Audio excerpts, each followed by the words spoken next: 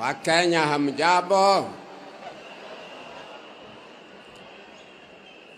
I stand before you today in my personal capacity as a participant and a witnessing my personal constitutional right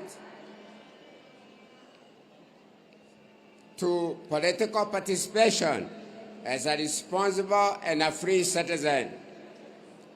My political views and preferences are therefore completely independent of my businesses, which are managed by impartial and highly competent professionals.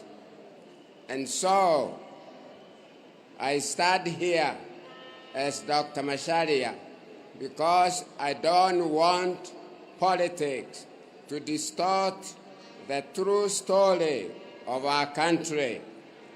I want to tell you the truth and nothing but the truth.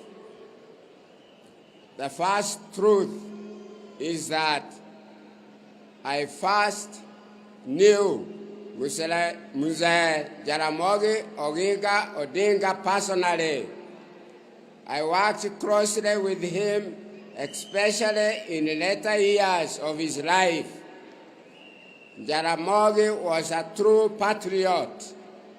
He was a sincere person who cared for the freedom of Mzee Jomo Kenyatta and the independence of Kenya. I have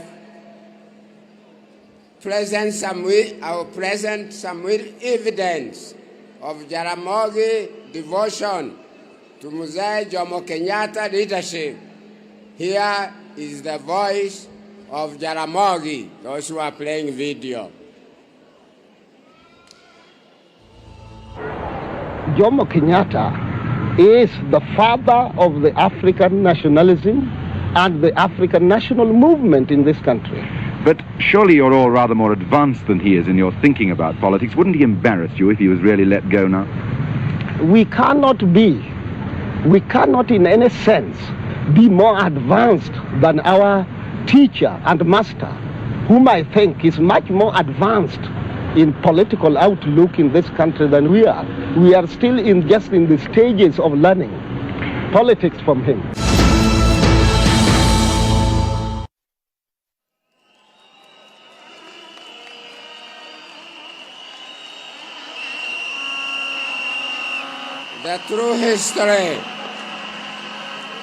The true history of our country also tells us that the colonial government wanted to sideline Kenyatta by asking Jaramogi to be the first prime minister, but Jaramogi refused and instead made the first ever Tosha call. Let us listen to the voice of Jaramogi saying to Kenyatta, Tosha. Mimi nilikuwa kwa kupigania Kenyatta rudi kuongoza Kenya. Na wazungu wengi walijitokeza, hata serikali ya Uingereza, kusema ati Odinga, kwa nini unapigania Kenyatta? Kwa nini wewe hapana chukua wewe mwenyewe sasa uongoze Kenya? Wewe pia iko sawa kuongoza. Mimi nasema la, mimi bado kuchaguliwa kuwa kiongozi. Kenyatta ndiye anachaguliwa sasa. Kwa hivyo yeye iko hapa karibu. Leta yeye aongoze Kenya. Mpaka waliletea Kenyatta, wakanipewa Kenyatta huko kiwanjani kwa kahawa. Mpaka sisi tukasindikiza Kenyatta huko nyumbani yake. Tena wengi walikuwa wanasema Kenyatta ni mnyonge, amekwisha, hapana weza kuendesha nchi. Na mimi nilimwambia Kenyatta ati wewe hapana kubali ati wewe ni mzee unawacha kazi. Sasa ndio wewe unatosha.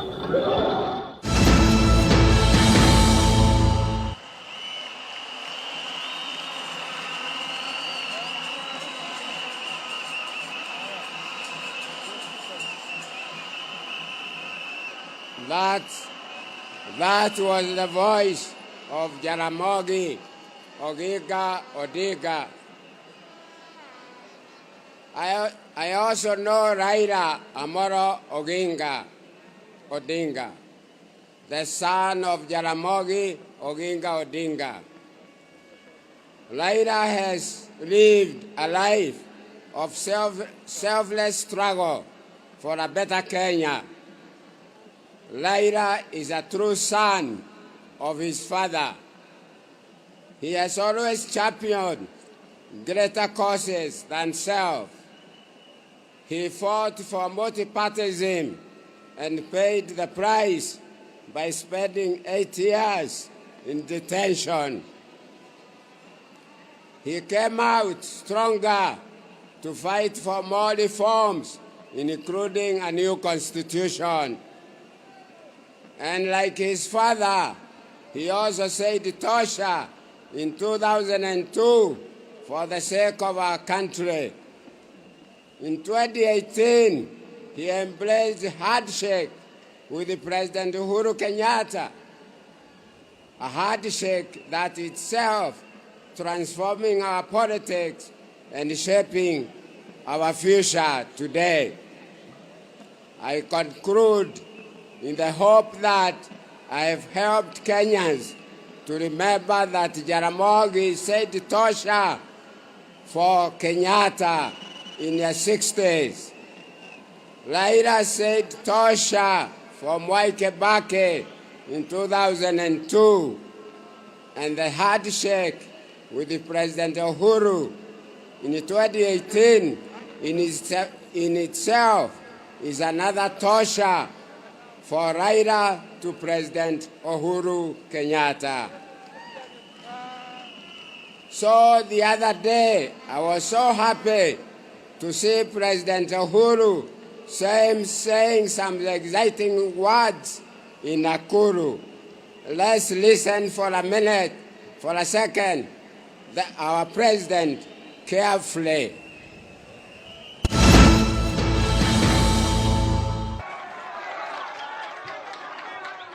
Uongozi uko hapa. Uongozi sio mpira ya kuchezwa kwa kiwanja. Uongozi sio sprint, ni marathon. Wewe utakimbia hapa, by the time umefika pale pumzi imeisha. Lakini mzee amekanyanga polepole akuja kupitia ukiwa bado kwa barabara.